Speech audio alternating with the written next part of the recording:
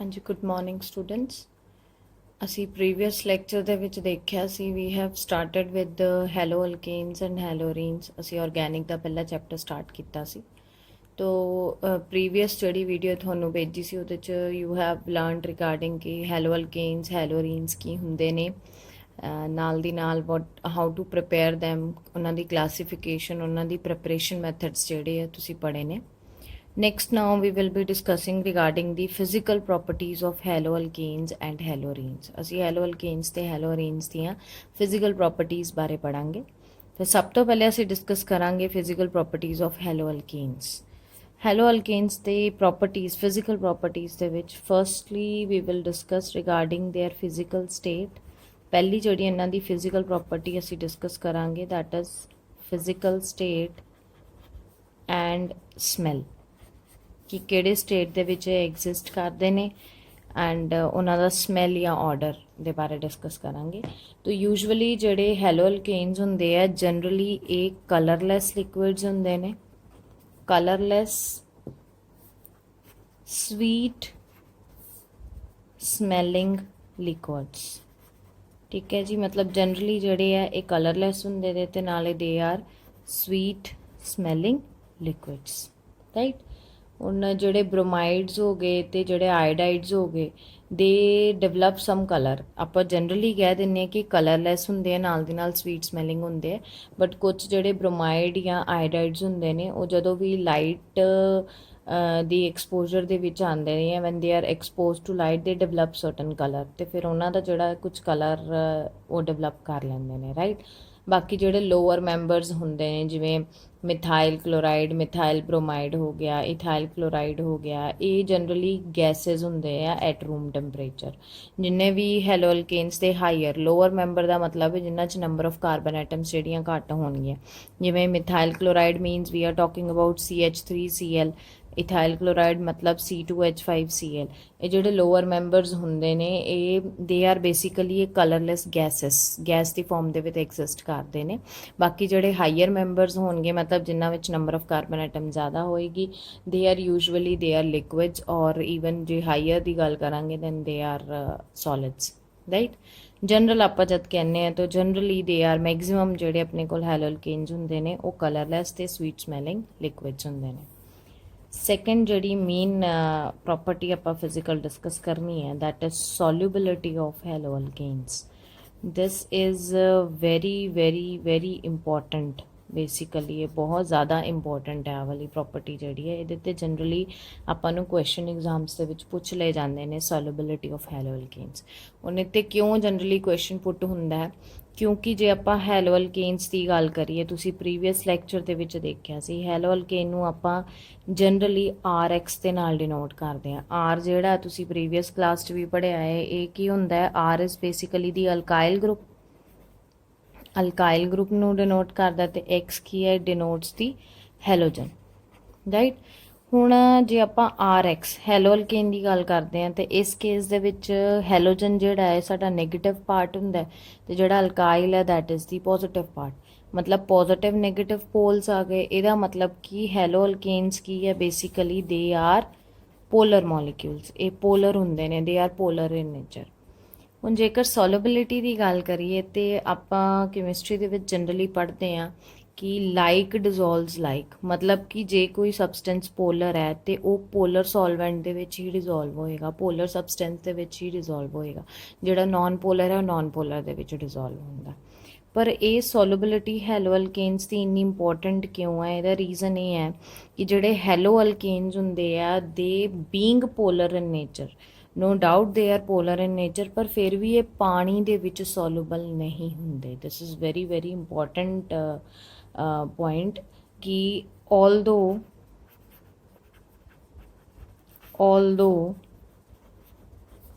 haloalkanes are polar in nature, they are slightly soluble in water, ਇਹ completely ਪਾਣੀ ਦੇ ਵਿੱਚ ਜਿਹੜੇ ਹੈ ਡਿਜ਼ੋਲਵ ਨਹੀਂ ਹੁੰਦੇ। ਇਹ ਬਹੁਤ ਵਾਰ ਇਹ ਕੁਐਸਚਨ ਆ ਚੁੱਕਿਆ ਹੈ ਤੇ ਜਨਰਲੀ ਆ ਹੀ ਜਾਂਦਾ ਹੈ ਹਰ ਸਾਲ ਸਾਨੂੰ ਕਿ you have to give reason ਕਿ halo alkanes being polar in nature, polar ਹੋਣ ਦੇ ਬਾਵਜੂਦ ਜਿਹੜੇ ਪਾਣੀ ਦੇ ਵਿੱਚ ਸੋਲੂਬਲ ਕਿਉਂ ਨਹੀਂ ਹੁੰਦੇ। ਵਾਟਰ ਕੀ H2O, ਵਾਟਰ ਬੇਸਿਕਲੀ ਇੱਕ ਪੋਲਰ ਸੋਲਵੈਂਟ ਹੈ ਤੇ ਜੇ ਇਹ ਪੋਲਰ ਨੇ ਦੇ ਸ਼ੁਡ ਡਿਜ਼ੋਲਵਡ ਇਨ ਵਾਟਰ, ਰਾਈਟ। ਹੁਣ ਇਹਦਾ ਰੀਜ਼ਨ ਕੀ ਹੈ ਬੇਸਿਕਲੀ ਕਿ ਇਹ ਸੋਲੂਬਿਲਿਟੀ ਹੈਲੋ ਅਲਕੇਨਸ ਜਿਹੜੇ ਆ ਪਾਣੀ ਦੇ ਵਿੱਚ ਸੋਲੂਬਲ ਨਾ ਹੋ ਕੇ ਬਾਕੀ ਜਿਹੜੇ ਆਰਗੈਨਿਕ ਸੋਲਵੈਂਟ ਜਿਸ ਤਰ੍ਹਾਂ ਅਲਕੋਹਲ ਹੋ ਗਿਆ, ਈਥਰ ਹੋ ਗਿਆ, ਬੈਂਜ਼ੀਨ ਹੋ ਗਿਆ, ਇਹਨਾਂ ਦੇ ਵਿੱਚ ਜਿਹੜੇ ਡਿਜ਼ੋਲਵ ਹੋ ਜਾਂਦੇ ਨੇ। ਹੁਣ ਇਹਦਾ ਕਾਰਨ ਕੀ ਹੈ ਬੇਸਿਕਲੀ ਕਿ ਹੈਲੋ ਅਲਕੇਨਸ ਦੇ ਵਿੱਚ ਵੀ ਬੌਂਡਸ, ਹੁਣ ਸੋਲੂਬਲ ਮਤਲਬ ਕੀ ਹੈ ਕਿ ਜਦ RX ਤੇ RX ਦੇ ਵਿੱਚ ਜਿਹੜੀ ਆ ਬੌਂਡਿੰਗ ਹੈ, ਜਦ ਇਹ ਟੁੱਟੇਗੀ ਫਿਰ ਦੂਸਰੀ ਤਰਫ ਵਾਟਰ ਮੋਲੀਕਿਊਲ ਤੇ ਵਾਟਰ ਮੋਲੀਕਿਊਲ, ਇਹਨਾਂ ਦੇ ਵਿੱਚ ਵੀ ਹਾਈਡਰੋਜਨ ਬੌਂਡਿੰਗ ਐਗਜ਼ਿਸਟ ਕਰ ਰਹੀ ਹੈ, ਇਹਨਾਂ ਦੇ ਵਿੱਚ ਵੀ ਬੌਂਡਿੰਗ ਹੈਗੀ ਹੈ। ਹੁਣ ਇਹ RX ਜਿਹੜਾ ਹੈ ਜਦ ਇਹ ਵਾਟਰ ਦੀ ਅਟਰੈਕਸ਼ਨਸ ਘੱਟ ਹੋਣਗੀਆਂ, ਟੁੱਟਣਗੀਆਂ, ਇਧਰੋਂ RX ਦੇ ਵਿੱਚ ਅਟਰੈਕਸ਼ਨਸ ਘੱਟ ਹੋਣਗੀਆਂ, ਦੈਨ ਓਨਲੀ RX ਜਿਹੜਾ ਵਾਟਰ ਮੋਲੀਕਿਊਲ ਦੇ ਨਾਲ ਜਾ ਕੇ ਬੌਂਡ ਫਾਰਮ ਕਰੇਗਾ, ਰਾਈਟ। ਹੁਣ ਕਹਿੰਦੇ ਹੈ ਕਿ ਜਿਹੜੀ RX ਮਤਲਬ ਕਿ ਹੈਲੋ ਅਲਕੇਨਸ ਦੇ ਵਿੱਚ ਜਿਹੜੀ ਅਟਰੈਕਸ਼ਨ ਹੈ, ਇਹਨਾਂ ਮੋਲੀਕਿਊਲਸ ਦੇ ਵਿੱਚ ਦੀ ਅਟਰੈਕਸ਼ਨ ਦੇ ਉਹਨੂੰ ਓਵਰਕਮ ਕਰਨ ਦੇ ਲਈ ਜਿਹੜੀ એનર્ਜੀ ਰਿਕੁਆਇਰਡ ਹੁੰਦੀ ਹੈ ਤੇ ਨਾਲ ਦੀ ਨਾਲ ਇਹ ਜਦ ਬੌਂਡ ਫਾਰਮ ਕਰੇਗਾ ਵਾਟਰ ਮੋਲੀਕਿਊਲ ਦੇ ਨਾਲ, ਮਤਲਬ ਬੇਸਿਕਲੀ ਇੱਥੇ ਜਦ ਇਹ ਬੌਂਡ ਟੁੱਟੇਗਾ ਇੱਕ ਹੈਲੋ ਅਲਕੇਨ ਦੂਸਰੇ ਹੈਲੋ ਅਲਕੇਨ ਮੋਲੀਕਿਊਲ ਦੇ ਵਿੱਚ ਜਿਹੜੀ ਅਟਰੈਕਸ਼ਨ ਹੈ, ਬੌਂਡ ਹੈ, ਜਦ ਇਹ ਕਹਿੰਦੇ ਬ੍ਰੇਕ ਹੋਏਗਾ, ਜਿਹੜੀ એનર્ਜੀ ਰਿਲੀਜ਼ ਹੁੰਦੀ ਹੈ ਉਹ એનર્ਜੀ ਜਿਹੜੀ ਹੈ ਸਫੀਸ਼ੀਐਂਟ ਨਹੀਂ ਹੈ to form the strong bond between halo alkane and water molecule. ਠੀਕ ਹੈ ਨਾ, ਕਿ ਇਹਨਾਂ ਦੋਨਾਂ ਦੇ ਵਿੱਚ ਜਿਹੜੀ ਅਟਰੈਕਸ਼ਨਸ ਹੈ ਉਹਨਾਂ ਨੂੰ ਤੋੜਨ ਵਾਸਤੇ ਜਿੰਨੀ એનર્ਜੀ ਦੀ ਸਾਨੂੰ ਲੋੜ ਹੈ ਉਹ ਜਦ ਬੌਂਡ ਇਹ ਅਟਰੈਕਸ਼ਨਸ ਟੁੱਟਣਗੀਆਂ ਬੇਸਿਕਲੀ ਤੇ ਜਿਹੜੀ ਉਹ એનર્ਜੀ ਇਹਨਾਂ ਓਵਰਕਮ ਕਰਨ ਦੇ ਲਈ, ਅਟਰੈਕਸ਼ਨਸ ਨੂੰ ਓਵਰਕਮ ਕਰਨ ਦੇ ਲਈ ਜਿਹੜੀ ਆਪਾਂ ਨੂੰ એનર્ਜੀ ਦੀ ਲੋੜ ਹੈ ਉਹ ਜਿੰਨੀ ਨੀਡਡ ਹੈ ਉਨੀ ਸਫੀਸ਼ੀਐਂਟ એનર્ਜੀ ਹੁੰਦੀ ਨਹੀਂ ਹੈ। ਠੀਕ ਹੈ ਨਾ, ਤੇ ਮੋਰ ਓਵਰ ਜਿਹੜੀ ਹੈਲੋ ਅਲਕੇਨਸ ਤੇ ਵਾਟਰ ਦੇ ਵਿੱਚ ਜਿਹੜੇ ਵੀ ਬੌਂਡਿੰਗ ਜਾਂ ਅਟਰੈਕਸ਼ਨਸ ਹੋਣਗੀਆਂ ਤੇ ਦੈਟ ਇਜ਼ ਆਲਸੋ ਇੰਨੀ ਸਟਰੋਂਗ ਨਹੀਂ ਹੁੰਦੀ ਜਿਹਦੇ ਕਰਕੇ ਕਿ ਬਹੁਤ ਜ਼ਿਆਦਾ એનર્ਜੀ ਰਿਲੀਜ਼ ਹੋਏ, ਕਿਉਂਕਿ ਜਨਰਲੀ ਆਪਾਂ ਪੜ੍ਹਦੇ ਹਾਂ ਕਿ ਜਦ ਵੀ ਨਵਾਂ ਬੌਂਡ ਫਾਰਮ ਹੁੰਦਾ એનર્ਜੀ ਰਿਲੀਜ਼ ਹੁੰਦੀ ਹੈ ਨਾ, ਤੇ ਬੌਂਡ ਨੂੰ ਤੋੜਨ ਵਾਸਤੇ ਸਾਨੂੰ એનર્ਜੀ ਦੀ ਲੋੜ ਪੈਂਦੀ ਹੈ। ਤੇ ਜਦ ਇਹਨਾਂ ਦੇ ਵਿੱਚ ਅਟਰੈਕਸ਼ਨਸ ਵਾਟਰ ਮੋਲੀਕਿਊਲ ਤੇ ਹੈਲੋ ਅਲਕੇਨ ਦੇ ਵਿੱਚ ਕਹਿੰਦੇ ਇੰਨੀਆਂ ਸਟਰੋਂਗ ਅਟਰੈਕਸ਼ਨਸ ਨਹੀਂ ਹੁੰਦੀਆਂ ਕਿ ਜਿੰਨੀ એનર્ਜੀ ਰਿਲੀਜ਼ ਹੋਣੀ ਚਾਹੀਦੀ ਸੀ ਉਹ ਤੋਂ ਘੱਟ ਰਿਲੀਜ਼ ਹੁੰਦੀ, ਜਿਹਦੇ ਕਰਕੇ ਜਿਹੜਾ ਹੈ ਕਿ ਜਿੰਨੀ એનર્ਜੀ RX ਤੋਂ ਓਵਰਕਮ, ਇਹਨਾਂ ਦੇ ਵਿੱਚ ਦੀ ਅਟਰੈਕਸ਼ਨਸ ਨੂੰ ਓਵਰਕਮ ਕਰਨ ਲਈ ਚਾਹੀਦੀ ਹੈ ਉਨੀ ਨਹੀਂ ਮਿਲ ਪਾਉਂਦੀ। ਦਿਸ ਇਜ਼ ਦੀ ਰੀਜ਼ਨ ਕਿ ਇਹ ਕਿਉਂ ਵਾਟਰ ਮੋਲੀਕਿਊਲ ਦੇ ਨਾਲ ਹਾਈਡਰੋਜਨ ਬੌਂਡ ਜਿਹੜੇ ਨਹੀਂ ਬਣਾ ਪਾਉਂਦੇ ਤੇ ਇਸ ਕਰਕੇ ਪੋਲਰ ਹੋਣ ਦੇ ਬਾਵਜੂਦ ਵੀ ਜਿਹੜਾ ਪਾਣੀ ਦੇ ਵਿੱਚ ਡਿਜ਼ੋਲਵ ਨਹੀਂ ਹੁੰਦੇ। ਠੀਕ ਹੈ ਜੀ, ਤੇ ਇਹਦਾ ਇਹੋ ਮੇਨ ਰੀਜ਼ਨ ਕੀ ਹੈ ਕਿ the energy required to overcome the attraction between halo alkane molecules and break the hydrogen bond between the water molecule, that energy is very less. ਠੀਕ ਹੈ ਨਾ, ਤੇ ਇਸ ਕਰਕੇ ਜਿਹੜੇ ਹੈਲੋ ਅਲਕੇਨਸ ਆ they are not able to form bond with the water molecule, strong hydrogen bond नहीं बना पाते, ਜਿਹਦੇ ਕਰਕੇ they are not soluble in or they are very slightly they are soluble in water। ठीक है जी, this is very important, one of the very important physical property of halo alkanes, right। ਹੁਣ ਜਿਹੜੀ ਤੀਸਰੀ ਮੇਨ ਪ੍ਰੋਪਰਟੀ ਅਸੀਂ discuss ਕਰਨੀ ਹੈ that is the melting point and boiling point of halo alkanes। ਇਹਨਾਂ ਦਾ melting ਤੇ boiling point ਦੀ ਆਪਾਂ ਗੱਲ ਕਰਾਂਗੇ।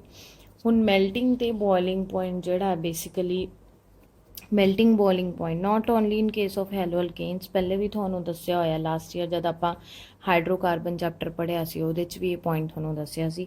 ਮੈਲਟਿੰਗ ਬੋਇਲਿੰਗ ਪੁਆਇੰਟ ਬੇਸਿਕਲੀ ਇਹ ਡਿਪੈਂਡ ਕਰਦੇ ਹੈ ਮੋਲੀਕੂਲਰ ਮਾਸ ਤੇ ਜਾਂ ਫਿਰ ਤੁਸੀਂ ਕਹਿ ਲਓ ਜਿਹੜੇ ਵੀ ਵੈਂਡਰਵਾਲ ਫੋਰਸਿਸ ਆਫ ਅਟਰੈਕਸ਼ਨ ਹੋਣਗੇ ਸਬਸਟੈਂਸ ਦੇ ਵਿੱਚ ਉੱਤੇ ਡਿਪੈਂਡ ਕਰਦੇ ਆ। ਹੁਣ ਜਿੰਨੀ ਵੈਂਡਰਵਾਲ ਫੋਰਸ ਆਫ ਅਟਰੈਕਸ਼ਨ ਜ਼ਿਆਦਾ ਸਟਰੋਂਗ ਹੋਏਗੀ, ਇੰਟਰਮੋਲੀਕੂਲਰ ਫੋਰਸਿਸ ਆਫ ਅਟਰੈਕਸ਼ਨ ਜ਼ਿਆਦਾ ਸਟਰੋਂਗ ਹੋਣਗੇ, ਉਨਾ ਜਿਹੜਾ ਮੈਲਟਿੰਗ ਬੋਇਲਿੰਗ ਪੁਆਇੰਟ ਜ਼ਿਆਦਾ ਹੋਏਗਾ, ਰਾਈਟ। ਹੁਣ ਆਪਾਂ ਹੈਲੋ ਅਲਕੇਨਸ ਦੀ ਗੱਲ ਕਰੀਏ ਤੇ ਹੈਲੋ ਅਲਕੇਨਸ ਦੇ ਵਿੱਚ ਜਨਰਲੀ ਜਿਹੜਾ ਮੈਲਟਿੰਗ ਤੇ ਬੋਇਲਿੰਗ ਪੁਆਇੰਟ ਹੁੰਦਾ ਇਟ ਬੇਸਿਕਲੀ ਇਨਕਰੀਜ਼ਸ, ਇਹ ਇਨਕਰੀਜ਼ ਕਰਦਾ with increase in molecular mass। ਠੀਕ ਹੈ ਜੀ, ਕਿਉਂਕਿ ਜਦ molecular mass ਵਧੇਗਾ ਤੇ ਵੈਂਡਰ ਵਾਲ फोर्सिस भी ਜਿਹੜੇ ਆ ਉਹ ਇਨਕਰੀਜ਼ ਕਰਨਗੇ। ठीक है, तो बेसिकली मेल्टिंग बॉइलिंग पॉइंट ਜਿਹੜਾ ਹੈ ਸਭ ਤੋਂ ਪਹਿਲੀ ਗੱਲ ਕਿ it increases with increase in molecular mass. ਇਹਦਾ ਮਤਲਬ ਕੀ ਹੈ ਕਿ ਜੇ ਆਪਾਂ ਗੱਲ ਕਰੀਏ RF ਤੋਂ ਦੇਖੀਏ, ਮਤਲਬ ਹੈਲੋਫਲੋਰੀਨ ਤੋਂ ਗੱਲ ਕਰੀਏ ਆਪਾਂ, ਦੈਨ ਉਸ ਤੋਂ ਬਾਅਦ ਨੈਕਸਟ ਜਿਹੜਾ ਆਪਣੇ ਕੋਲ ਆ ਜਾਏਗਾ RCl, sorry melting boiling point ਦੀ ਗੱਲ ਕਰਾਂਗੇ ਤੇ RF ਫਲੋਰੀਨ ਦਾ ਸਾਈਜ਼ ਸਭ ਤੋਂ ਛੋਟਾ ਹੈ, ਮੋਰਓਵਰ ਇਹਦਾ ਮੋਲੀਕੂਲਰ ਮਾਸ ਵੀ ਘੱਟ ਹੈ, ਰਾਈਟ। ਤੇ ਉਸ ਤੋਂ ਬਾਅਦ ਕਲੋਰੀਨ, ਉਸ ਤੋਂ ਬਾਅਦ bromine and then we have iodine. ਮਤਲਬ ਕੀ ਹੈ ਕਿ ਜਿੰਨਾ ਸਾਈਜ਼ ਛੋਟਾ ਹੋਏਗਾ ਮੋਲੀਕੂਲਰ ਮਾਸ ਘੱਟ ਹੋਏਗਾ, ਉਹਨਾਂ ਮੈਲਟਿੰਗ ਬੋਇਲਿੰਗ ਪੁਆਇੰਟ ਵੀ ਘੱਟ ਹੋਏਗਾ। ਤੇ ਜੇ ਹੈਲੋ ਅਲਕੇਨਸ ਨੂੰ ਤੁਸੀਂ ਕੰਸੀਡਰ ਕਰੋਗੇ, ਜਿਵੇਂ ਜਿਵੇਂ ਸਾਈਜ਼ ਵੱਡਾ ਹੋ ਰਿਹਾ, ਮੋਲੀਕੂਲਰ ਮਾਸ ਵੱਧ ਰਿਹਾ, ਤਾਂ ਦੈਟ ਮੀਨਸ ਓਨਾ ਹੀ ਜਿਹੜਾ ਉਹਦਾ ਮੈਲਟਿੰਗ ਤੇ ਬੋਇਲਿੰਗ ਪੁਆਇੰਟ ਵੀ ਜਿਹੜਾ ਇਨਕਰੀਜ਼ ਕਰੇਗਾ, ਰਾਈਟ। ਹੁਣ ਇਹ ਤੇ ਹੋ ਗਿਆ ਕਿ ਜਦ ਸਾਰਿਆਂ ਦੇ ਨਾਲ R ਲੱਗਿਆ ਹੋਇਆ ਤੇ R ਜਿਹੜਾ ਉਹ ਸੇਮ ਹੈ, ਠੀਕ ਹੈ। ਹੁਣ ਜੇਕਰ ਮੰਨ ਲਓ ਕਿ ਆਪਣੇ ਕੋਲੇ ਸਪੋਜ਼ ਕਰੋ ਕਿ ਆਈ ਹੈਵ CH3Cl, ਦੂਸਰਾ ਮੇਰੇ ਕੋਲ ਕੰਪਾਊਂਡ ਹੈ C2H5Cl। ਹੁਣ ਇਹਨਾਂ ਦੋਨਾਂ ਦੇ ਵਿੱਚ ਬੋਇਲਿੰਗ ਮੈਲਟਿੰਗ ਤੇ ਬੋਇਲਿੰਗ ਪੁਆਇੰਟ ਕਿਹਦਾ ਜ਼ਿਆਦਾ ਹੋਏਗਾ? ਓਬਵੀਅਸਲੀ C2H5Cl ਦਾ ਜ਼ਿਆਦਾ ਹੋਣਾ। ਇਹਦਾ ਕਾਰਨ ਕੀ ਹੈ? ਇਹਦੇ ਵਿੱਚ ਨੰਬਰ ਆਫ ਕਾਰਬਨ ਐਟਮਸ ਵੱਧ ਗਏ, ਨੰਬਰ ਆਫ ਕਾਰਬਨ ਐਟਮਸ ਵੱਧ ਗਏ ਮਤਲਬ ਮੋਲੀਕੂਲਰ ਮਾਸ ਜ਼ਿਆਦਾ ਹੋ ਗਿਆ। ਮੋਲੀਕੂਲਰ ਮਾਸ ਜ਼ਿਆਦਾ, ਦੈਟ ਮੀਨਸ ਵੈਨ ਡਰ ਵਾਲ ਫੋਰਸਸ ਆਫ ਅਟਰੈਕਸ਼ਨ ਵੀ ਜ਼ਿਆਦਾ ਹੋਣਗੇ ਐਂਡ ਮੈਲਟਿੰਗ ਬੋਇਲਿੰਗ ਪੁਆਇੰਟ ਜਿਹੜਾ ਉਹ ਇਨਕਰੀਜ਼ ਕਰਦਾ, ਠੀਕ ਹੈ ਜੀ। ਹੁਣ ਨੈਕਸਟ ਆਪਾਂ ਗੱਲ ਕਰੀਏ ਮੈਲਟਿੰਗ ਤੇ ਬੋਇਲਿੰਗ ਪੁਆਇੰਟ ਦੇ ਵਿੱਚ ਹੀ ਜਿਹੜਾ ਇੱਕ ਹੋਰ ਮੇਨ ਹੈ ਕਿ ਜੇਕਰ ਮੰਨ ਲਓ ਇਹ ਤੇ ਹੋ ਗਏ ਨਾ ਨਾਰਮਲ, ਆਪਾਂ ਗੱਲ ਕੀਤੀ ਕਿ ਜਿੰਨਾ ਮੋਲੀਕੂਲਰ ਮਾਸ ਜ਼ਿਆਦਾ ਹੋਏਗਾ ਜਾਂ ਵੈਨ ਡਰ ਵਾਲ ਫੋਰਸਸ ਜ਼ਿਆਦਾ ਹੋਣਗੇ ਉਹਨਾਂ ਮੈਲਟਿੰਗ ਬੋਇਲਿੰਗ ਪੁਆਇੰਟ ਜ਼ਿਆਦਾ ਹੋਏਗਾ। ਵਾਟ ਅਬਾਊਟ ਇਨ ਕੇਸ ਆਫ ਜੇਕਰ ਆਪਾਂ ਇਹਨਾਂ ਦੇ ਆਈਸੋਮਰਸ ਦੀ ਗੱਲ ਕਰੀਏ ਕਿ ਜੇਕਰ ਮੰਨ ਲਓ ਇਹ ਤੇ ਸਟ੍ਰੇਟ ਚੇਨ ਹੋ ਗਿਆ ਨਾ ਕਿ ਮੇਰੇ ਕੋਲ ਇੱਕ ਕੰਪਾਊਂਡ ਹੈ, ठीक है, this is one of the hello alkane, दूसरा मेरे को आ जाता है आ वाला, ठीक है जी। ਹੁਣ ਇਸ ਕੇਸ ਦੇ ਵਿੱਚ ਕੀ ਹੋ ਰਿਹਾ ਹੈ ਕਿ ਆ ਜਿਹੜਾ ਕੰਪਾਊਂਡ ਹੈ ਇੱਕ ਸਟ੍ਰੇਟ ਚੇਨ ਕੰਪਾਊਂਡ ਹੈ ਤੇ ਦੂਸਰਾ ਜਿਹੜਾ ਹੈ ਇੱਥੇ ਬ੍ਰਾਂਚਿੰਗ ਹੋ ਗਈ। ਹੁਣ suppose this is one of the compound, this is the other, ਇਸੇ ਕੰਪਾਊਂਡ ਦੀ ਆਪਾਂ ਬ੍ਰਾਂਚਿੰਗ ਕਰਤੀ। ਜਦ ਬ੍ਰਾਂਚਿੰਗ ਕਰਤੀ ਤੇ ਇਹਦਾ ਆਪਾਂ ਦੇਖਦੇ ਹਾਂ ਕਿ ਸਰਫੇਸ ਏਰੀਆ ਇਹਦਾ ਘਟ ਗਿਆ। ਇਸ ਕੇਸ ਦੇ ਵਿੱਚ ਸਰਫੇਸ ਏਰੀਆ ਜ਼ਿਆਦਾ ਹੈ, ਜਿੱਥੇ ਸਰਫੇਸ ਏਰੀਆ ਜ਼ਿਆਦਾ ਹੋਏਗਾ, ਜਿੰਨਾ ਸਰਫੇਸ ਏਰੀਆ ਘਟ ਜਾਏਗਾ ਉਨੀਆਂ ਵੈਨ ਡਰ ਵਾਲ ਫੋਰਸਸ ਜਿਹੜੀਆਂ ਉਹ ਵੀ ਘਟ ਜਾਣਗੀਆਂ। ਜਿੱਥੇ ਸਰਫੇਸ ਏਰੀਆ ਜ਼ਿਆਦਾ ਹੋਏਗਾ ਉੱਥੇ ਵੈਨ ਡਰ ਵਾਲ ਫੋਰਸਸ ਵੀ ਜ਼ਿਆਦਾ ਹੋਣਗੀਆਂ। ਤੇ ਇਹਨਾਂ ਦੋਨਾਂ ਦੇ ਕੇਸ ਦੇ ਵਿੱਚ ਬੋਇਲਿੰਗ ਪੁਆਇੰਟ ਜ਼ਿਆਦਾ ਕਿਹਦਾ ਹੋਏਗਾ? ਮੈਲਟਿੰਗ ਤੇ ਬੋਇਲਿੰਗ ਪੁਆਇੰਟ ਇਸ ਕੰਪਾਊਂਡ ਦਾ ਹੈਗਾ ਜਿਹੜਾ ਆਪਣੇ ਕੋਲ ਸਟ੍ਰੇਟ ਚੇਨ ਦੇ ਵਿੱਚ ਹੈ। ਕੋਈ ਨੰਬਰ ਆਫ ਕਾਰਬਨ ਐਟਮ 1 2 3 4 5 1 2 3 4 5 ਦੋਨਾਂ ਦੇ ਵਿੱਚ number of carbon atom same ਹੈ, ਬਟ ਇਸ ਕੇਸ ਦੇ ਵਿੱਚ ਸਰਫੇਸ ਏਰੀਆ ਜ਼ਿਆਦਾ ਹੈ, ਇਸ ਕੇਸ ਦੇ ਵਿੱਚ ਸਰਫੇਸ ਏਰੀਆ ਘੱਟ ਹੈ। ਜਿੱਥੇ ਸਰਫੇਸ ਏਰੀਆ ਘੱਟ ਹੋ ਗਿਆ ਉੱਥੇ ਵੈਨ ਡਰ ਵਾਲ ਫੋਰਸਸ ਆਫ ਅਟਰੈਕਸ਼ਨ ਵੀ ਘੱਟ ਜਾਣਗੇ ਤੇ ਜਿਹਦੇ ਕਰਕੇ ਇਹਦਾ ਮੈਲਟਿੰਗ ਤੇ ਬੋਇਲਿੰਗ ਪੁਆਇੰਟ ਜਿਹੜਾ ਉਹ ਡਿਕਰੀਜ਼ ਘੱਟ ਜਾਏਗਾ, ਠੀਕ ਹੈ ਜੀ। ਤੇ ਮੈਲਟਿੰਗ ਤੇ ਬੋਇਲਿੰਗ ਪੁਆਇੰਟ ਦੇ ਵਿੱਚ ਮੇਨ ਤੁਸੀਂ ਇਹੋ ਦੇਖਣਾ ਕਿ ਇਟ ਇਨਕਰੀਜ਼ਸ ਵਿਦ ਮੋਲੀਕੂਲਰ ਮਾਸ ਜਾਂ ਵੈਨ ਡਰ ਵਾਲ ਫੋਰਸਸ ਆਫ ਇੰਟਰੈਕਸ਼ਨ ਜਿੰਨੀ ਵਧੇਗੀ ਉਹਨਾਂ ਮੈਲਟਿੰਗ ਬੋਇਲਿੰਗ ਪੁਆਇੰਟ ਵਧੇਗਾ, ਰਾਈਟ। ਤੇ ਹੁਣ ਜੇਕਰ ਆਪਣੇ ਕੋਲ ਨੰਬਰ ਆਫ ਕਾਰਬਨ ਐਟਮ ਜਿੰਨੀਆਂ ਜ਼ਿਆਦਾ ਹੁੰਦੀਆਂ ਜਾਣਗੀਆਂ ਉਹਨਾਂ ਮੈਲਟਿੰਗ ਬੋਇਲਿੰਗ ਪੁਆਇੰਟ ਵੀ ਵਧੇਗਾ। ਜੇਕਰ ਆਪਾਂ ਬ੍ਰਾਂਚਿੰਗ ਕਰ ਦਿੰਦੇ ਹਾਂ, ਆਈਸੋਮਰਸ ਦੀ ਗੱਲ ਕਰੀਏ, ਆਈਸੋਮੈਰਿਕ ਹੈਲੋ ਅਲਕੇਨਸ ਦੀ, ਤੇ ਉਸ ਕੇਸ ਦੇ ਵਿੱਚ ਜਿਹੜਾ ਹੈ ਕਿ ਬੋਇਲਿੰਗ ਤੇ ਮੈਲਟਿੰਗ ਪੁਆਇੰਟ ਆਈਸੋਮੈਰਿਕ ਅਲਕਾਈਲ ਹੈਲਾਈਡ ਜਾਂ ਹੈਲੋ ਅਲਕੇਨ ਦਾ ਘੱਟ ਹੋਏਗਾ as compare to straight chain ਜਿਹੜਾ ਹੈਲੋ ਅਲਕੇਨ ਹੈ, ठीक है जी। तो these are the main very important properties of physical properties of haloalkanes, ठीक है। next on आप physical properties haloarenes दियां भी डिस्कस कर लेंगे जी। in case of haloarenes दियां जेकर आप properties ਦੀ ਗੱਲ ਕਰੀਏ ਤੇ ਉਹੀ ਫਰਸਟ ਪ੍ਰੋਪਰਟੀ ਇਹ ਹੋਗੀ ਇਹਨਾਂ ਦੇ ਫਿਜ਼ੀਕਲ ਸਟੇਟ ਦੀ, ਠੀਕ ਹੈ ਜੀ। ਕਿਹੜੀ ਸਟੇਟ ਦੇ ਵਿੱਚ ਐਗਜ਼ਿਸਟ ਕਰਦੇ ਨੇ ਤਾਂ ਉਹ ਹੈਲੋਅਰੇਨਸ ਜਿਹੜੇ ਹੁੰਦੇ ਆ generally if we talk about ਤਾਂ generally they are colorless, again they are also colorless liquids, ਜਾਂ some of them are solid state ਦੇ ਵਿੱਚ ਵੀ ਕਈ ਜਿਹੜੇ ਉਹ ਐਗਜ਼ਿਸਟ ਕਰ ਲੈਂਦੇ, ਠੀਕ ਹੈ ਜੀ। ਹੁਣ ਨੈਕਸਟ ਆਪਾਂ ਸੋਲਿਬਿਲਿਟੀ ਦੀ ਜੇਕਰ ਹੈਲੋਅਰੇਨਸ ਦੇ ਵਿੱਚ ਗੱਲ ਕਰੀਏ ਤੇ ਹੈਲੋਅਰੇਨਸ ਜਿਹੜੇ ਹੁੰਦੇ ਆ ਦੇ ਆਰ ਇਨਸੋਲੂਬਲ ਇਨ ਵਾਟਰ। ਇਹ ਵੀ ਜਿਹੜੇ ਆ ਪਾਣੀ ਦੇ ਵਿੱਚ ਸੋਲੂਬਲ ਨਹੀਂ ਹੁੰਦੇ, they are also insoluble in water but they R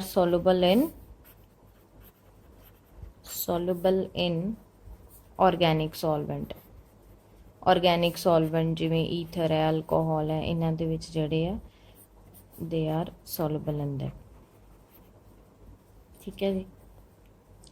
next ਹੁਣ ਜੇਕਰ ਆਪਾਂ ਗੱਲ ਕਰੀਏ ਨੈਕਸਟ ਜਿਹੜੀ ਪ੍ਰੋਪਰਟੀ ਅਸੀਂ ਡਿਸਕਸ ਕੀਤੀ ਸੀ ਹੈਲੋ ਅਲਕੇਨਸ ਦੇ ਵਿੱਚ, that is melting and boiling point. ਠੀਕ ਹੈ, ਮੈਲਟਿੰਗ ਤੇ ਬੋਇਲਿੰਗ ਪੁਆਇੰਟ ਦੀ ਜੇਕਰ ਗੱਲ ਕਰੀਏ, ਮੈਲਟਿੰਗ ਤੇ ਬੋਇਲਿੰਗ ਪੁਆਇੰਟ ਜਨਰਲੀ ਆਪਾਂ ਦੇਖੀਏ ਤੇ ਉਹੀ ਸੇਮ ਹੈ ਕਿ ਜੇ ਮੈਂ ਗੱਲ ਕਰੂੰਗੀ ਇਨ ਕੇਸ ਆਫ ਫਲੋਰੋਬੈਂਜ਼ੀਨ, ਫਿਰ ਆਪਣੇ ਕੋਲੇ ਕਲੋਰੋਬੈਂਜ਼ੀਨ ਹੋ ਗਏ ਜਿਹੜੇ ਆਪਣੇ ਕਾਮਨ ਹੈਲੋਰੀਨਸ ਹੈ, ਫਿਰ we have bromobenzene, then we have iodobenzene. ਠੀਕ ਹੈ ਜੀ। ਹੁਣ ਇਹਨਾਂ ਦੇ ਵਿੱਚ ਓਬਵੀਅਸ ਹੈ ਕਿ ਆਇਡੀਨ ਦਾ ਮੋਲੀਕੂਲਰ ਮਾਸ ਸਭ ਤੋਂ ਜ਼ਿਆਦਾ ਹੈ, ਇਹਦਾ ਮਤਲਬ ਇਹਦਾ ਮੈਲਟਿੰਗ ਤੇ ਬੋਇਲਿੰਗ ਪੁਆਇੰਟ ਜਿਹੜਾ ਸਭ ਤੋਂ ਜ਼ਿਆਦਾ ਹੋਏਗਾ। ਇਹਦੇ ਅਪਰੋਕਸੀਮੇਟਲੀ 462 ਹੁੰਦਾ ਬੋਇਲਿੰਗ ਪੁਆਇੰਟ ਤੇ ਇਹਦਾ 429 ਕੈਲਵਿਨ, ਦੈਨ ਇਹਦਾ 405 ਐਂਡ 358 ਕੈਲਵਿਨ, ਇਹਨਾਂ ਦੇ ਬੋਇਲਿੰਗ ਪੁਆਇੰਟਸ ਹੁੰਦੇ ਨੇ। ਤੇ ਮਤਲਬ ਕਿ ਜਿਵੇਂ ਜਿਵੇਂ ਆਪਣੇ ਕੋਲ ਉੱਪਰ ਜਿਹੜਾ ਹੈਲੋਜਨ ਲੱਗਿਆ ਹੋਇਆ ਰਿੰਗ ਦੇ ਨਾਲ, ਆਇਓਡੀਨ ਸਭ ਤੋਂ ਸਾਈਜ਼ 'ਚ ਸਭ ਤੋਂ ਜ਼ਿਆਦਾ ਵੱਡਾ, ਇਹਦਾ ਮੋਲੀਕੂਲਰ ਮਾਸ ਜ਼ਿਆਦਾ ਹੈ, ਤਾਂ ਇਹਦਾ ਜਿਹੜਾ ਬੋਇਲਿੰਗ ਪੁਆਇੰਟ ਉਹ ਜ਼ਿਆਦਾ ਹੋ ਗਿਆ, ਰਾਈਟ। ਬਟ ਇੱਥੇ ਜਿਹੜੀ ਹੈ ਕਿ ਇਫ ਯੂ ਟਾਕ ਅਬਾਊਟ, ਜੇਕਰ ਮੰਨ ਲਓ ਅਸੀਂ ਗੱਲ ਕਰਦੇ ਹਾਂ ਇਨ ਕੇਸ ਅਸੀਂ ਜੇਕਰ ਗੱਲ ਕਰੀਏ ਕਿ ਆਈਸੋਮੈਰਿਕ ਹੋਣ ਜੇ ਹੈਲੋਰੀਨਸ, ਆਈਸੋਮੈਰਿਕ ਮਤਲਬ ਕਿ ਸਪੋਜ਼ ਕਰੋ ਕਲੋਰੋਬੈਂਜ਼ੀਨ ਹੈ, ਹੁਣ ਕਲੋਰੋ ਦੀ ਔਰਥੋ ਪੋਜੀਸ਼ਨ 'ਚ ਕਲੋਰੀਨ ਲਗਾ ਦਈਏ। ਠੀਕ ਹੈ, then again 1 at its meta position, ਤੇ ਤੀਸਰਾ ਜਿਹੜਾ ਆਪਾਂ ਲਗਾ ਦਈਏ ਇਹਦੀ ਪੈਰਾ ਪੋਜੀਸ਼ਨ ਦੇ ਵਿੱਚ। ਠੀਕ ਹੈ ਜੀ। ਹੁਣ ਇਸ ਕੇਸ ਦੇ ਵਿੱਚ ਜਿਹੜਾ ortho fluorobenzene, then we have meta ਆ ਗਿਆ, ਫਿਰ ਆਪਣੇ ਕੋਲੇ ਪੈਰਾ ਆ ਗਿਆ। ਠੀਕ ਹੈ, ਜੇਕਰ ਆਪਾਂ ਇਹਨਾਂ ਤਿੰਨਾਂ ਦੇ ਬੋਇਲਿੰਗ ਪੁਆਇੰਟਸ ਦੀ ਗੱਲ ਕਰੀਏ ਤੇ ਇਹਨਾਂ ਤਿੰਨਾਂ ਆਈਸੋਮਰਸ ਦੇ ਬੋਇਲਿੰਗ ਪੁਆਇੰਟਸ 'ਚ ਜ਼ਿਆਦਾ ਫਰਕ ਨਹੀਂ ਹੁੰਦਾ, ਮਤਲਬ ਬਹੁਤ ਘੱਟ ਡਿਫਰੈਂਸ ਹੁੰਦਾ। ਬਟ ਜਨਰਲੀ ਆਰਡਰ ਕੀ ਹੁੰਦਾ ਇਹਦਾ ਕਿ ਬੋਇਲਿੰਗ ਪੁਆਇੰਟ ਦੇ ਕੇਸ ਦੇ ਵਿੱਚ ਔਰਥੋ ਦਾ ਬੋਇਲਿੰਗ ਪੁਆਇੰਟ ਮੈਟਾ ਦੀ ਕੰਪੈਰੀਜ਼ਨ ਜ਼ਿਆਦਾ ਹੁੰਦਾ ਤੇ ਮੈਟਾ ਦਾ ਜਿਹੜਾ ਪੈਰਾ ਦੀ ਕੰਪੈਰੀਜ਼ਨ ਜ਼ਿਆਦਾ ਹੁੰਦਾ। ਠੀਕ ਹੈ ਜੀ, we are talking here about boiling point. ਪਰ ਜਦ ਮੈਲਟਿੰਗ ਪੁਆਇੰਟ ਦੀ ਗੱਲ ਹੁੰਦੀ ਹੈ, ਮੈਲਟਿੰਗ ਪੁਆਇੰਟ ਦੇ ਵਿੱਚ ਜਿਹੜਾ ਆਰਡਰ ਹੈ ਉਹ ਚੇਂਜ ਹੋ ਜਾਂਦਾ ਹੈ। ਮੈਲਟਿੰਗ ਪੁਆਇੰਟ ਦੇ ਵਿੱਚ ਸਭ ਤੋਂ ਜ਼ਿਆਦਾ ਜਿਹੜਾ ਇਹਨਾਂ ਤਿੰਨਾਂ ਆਈਸੋਮਰਸ ਦੇ ਵਿੱਚੋਂ ਜਿਹੜੇ ਆਪਣੇ ਕੋਲ ਪੈਰਾ ਆਈਸੋਮਰ ਹੈ ਨਾ, ਇਹਦਾ ਮੈਲਟਿੰਗ ਪੁਆਇੰਟ ਜਿਹੜਾ ਹੈ, ਪੈਰਾ ਆਈਸੋਮਰ ਹੈਜ਼ ਹਾਈਐਸਟ ਮੈਲਟਿੰਗ ਪੁਆਇੰਟ। ਠੀਕ ਹੈ, ਮਤਲਬ ਕਿ ਜਿਹੜਾ ਇਹਨਾਂ ਤਿੰਨਾਂ ਦੇ ਵਿੱਚੋਂ ਪੈਰਾ ਵਾਲਾ ਜਿਹੜਾ ਸਾਡਾ ਆਈਸੋਮਰ ਹੋਏਗਾ ਉਹਦਾ ਮੈਲਟਿੰਗ ਪੁਆਇੰਟ ਸਭ ਤੋਂ ਜ਼ਿਆਦਾ ਹੁੰਦਾ, ਕਿਉਂਕਿ ਪੈਰਾ ਜਿਹੜਾ ਹੈ ਇਹ ਸਿਮੈਟ੍ਰੀਕਲ ਹੈ। ਸਿਮੈਟ੍ਰੀਕਲ ਮਤਲਬ ਕੀ ਹੁੰਦਾ, ਜਿਹੜੇ ਮੋਲੀਕਿਊਲ ਨੂੰ ਜਦੋਂ ਆਪਾਂ 2 ਹਾਫਸ ਦੇ ਵਿੱਚ ਡਿਵਾਈਡ ਕਰਾਂਗੇ ਤੇ ਇਕੁਅਲ ਹਾਫਸ ਦੇ ਵਿੱਚ ਡਿਵਾਈਡ ਹੋ ਜਾਂਦੇ, ਉਹ ਸਿਮੈਟ੍ਰੀਕਲ ਹੁੰਦੇ। ਤੇ ਸਿਮੈਟ੍ਰੀਕਲ ਹੋਣ ਦੇ ਕਾਰਨ ਇਹਦੀ ਜਿਹੜੀ ਪੈਕਿੰਗ ਹੋਏਗੀ ਉਹ ਵੀ ਜਿਹੜੀ ਹੈ ਕਿ ਕਲੋਜ਼ਲੀ ਪੈਕਡ ਹੋਣਗੇ, ਮੋਲੀਕਿਊਲਸ ਪ੍ਰੋਪਰਲੀ ਜਿਹੜੇ ਆ ਕਿ ਪੈਕਡ ਹੁੰਦੇ ਆ ਕ੍ਰਿਸਟਲ ਲੈਟਿਸ ਦੇ ਵਿੱਚ, ਜਿਹਦੇ ਕਰਕੇ ਇਹਨਾਂ ਦਾ ਇੰਟਰਮੋਲੀਕੂਲਰ ਫੋਰਸਿਸ ਆਫ ਅਟਰੈਕਸ਼ਨ ਜਿਹੜਾ ਸਟਰੋਂਗਰ ਹੁੰਦਾ ਤੇ ਜ਼ਿਆਦਾ energy required to break the bond between ਪੈਰਾ ਆਈਸੋਮਰਸ, ਇਸ ਕਰਕੇ ਇਹਨਾਂ ਦਾ ਜਿਹੜਾ ਮੈਲਟਿੰਗ ਪੁਆਇੰਟ ਹੁੰਦਾ ਉਹ ਜ਼ਿਆਦਾ ਹੁੰਦਾ। ਠੀਕ ਹੈ ਜੀ। ਤੇ ਹੈਲੋਰੀਨਸ ਦੇ ਕੇਸ ਦੇ ਵਿੱਚ ਵੀ ਆਪਾਂ ਦੇਖਿਆ ਹੈ ਕਿ ਜਿਹੜੇ ਯੂਜੂਅਲੀ ਇਹ ਕਲਰਲੈਸ ਜਿਹੜੇ ਆ ਲਿਕੁਇਡਸ ਹੁੰਦੇ ਨੇ ਤੇ some of them they are solids. ਤੇ ਉਸ ਤੋਂ ਬਾਅਦ ਅਸੀਂ ਸੋਲੂਬਿਲਿਟੀ ਦੀ ਗੱਲ ਕਰੀਏ ਤੇ soluble they are again less soluble in or they are basically insoluble in water. ਤੀਸਰੀ ਗੱਲ ਆਪਾਂ ਮੈਲਟਿੰਗ ਬੋਇਲਿੰਗ ਪੁਆਇੰਟ ਦੀ ਕੀਤੀ ਸੀ ਕਿ ਮੈਲਟਿੰਗ ਬੋਇਲਿੰਗ ਪੁਆਇੰਟ ਉਸੇ ਤਰ੍ਹਾਂ ਮੋਲੀਕੂਲਰ ਮਾਸ ਦੇ ਨਾਲ ਇਨਕਰੀਜ਼ ਹੁੰਦਾ ਹੈ। ਬਟ ਜੇਕਰ ਆਪਾਂ ਆਈਸੋਮਰਸ ਦੀ ਗੱਲ ਕਰੀਏ ਉਸ ਕੇਸ ਦੇ ਵਿੱਚ ਸਾਡੇ ਕੋਲ ਔਰਥੋਮੈਟਾ ਤੇ ਪੈਰਾ ਦੇ ਵਿੱਚ ਬੋਇਲਿੰਗ ਪੁਆਇੰਟਸ 'ਚ ਜ਼ਿਆਦਾ ਡਿਫਰੈਂਸ ਨਹੀਂ ਹੈਗਾ, ਬਟ ਮੈਲਟਿੰਗ ਪੁਆਇੰਟ ਦੇ ਵਿੱਚ ਪੈਰਾ ਆਈਸੋਮਰ ਦਾ ਜਿਹੜਾ ਮੈਲਟਿੰਗ ਪੁਆਇੰਟ ਹੁੰਦਾ ਸਭ ਤੋਂ ਜ਼ਿਆਦਾ ਹੁੰਦਾ ਹੈ। ਇਹ ਕੁਐਸਚਨ ਤੁਹਾਨੂੰ ਆ ਵੀ ਸਕਦਾ ਹੈ ਕਿ ਪੈਰਾ ਆਈਸੋਮਰ ਜਿਹੜੇ ਹੁੰਦੇ ਆ ਉਹਨਾਂ ਦਾ ਮੈਲਟਿੰਗ ਪੁਆਇੰਟ ਕਿਉਂ ਜ਼ਿਆਦਾ ਹੁੰਦਾ ਹੈ as compare to ortho and meta. ਤੇ ਉਹਦਾ ਕੀ ਆਏਗਾ ਤੁਹਾਡੇ ਕੋਲ ਰੀਜ਼ਨ ਕਿ ਪੈਰਾ ਮੋਲੀਕਿਊਲਸ ਜਿਹੜੇ ਹੁੰਦੇ ਆ ਬੇਸਿਕਲੀ ਸਿਮੈਟ੍ਰੀਕਲ ਹੁੰਦੇ, ਜਿਨ੍ਹਾਂ ਕਰਕੇ ਇਹਨਾਂ ਦੀ ਕਲੋਜ਼ਲੀ ਪੈਕਡ ਹੁੰਦੇ ਇਨ ਦੀ ਲੈਟਿਸ, ਸੋ ਦੇ ਆਰ ਬੇਸਿਕਲੀ ਉਹਨਾਂ ਦੇ ਬੌਂਡਸ ਨੂੰ ਤੋੜਨ ਵਾਸਤੇ ਜ਼ਿਆਦਾ ਐਨਰਜੀ ਦੀ ਲੋੜ ਪੈਂਦੀ ਹੈ, that's why they have the highest melting point, right? So this was all about the physical properties of haloalkanes and haloarenes. Thank you.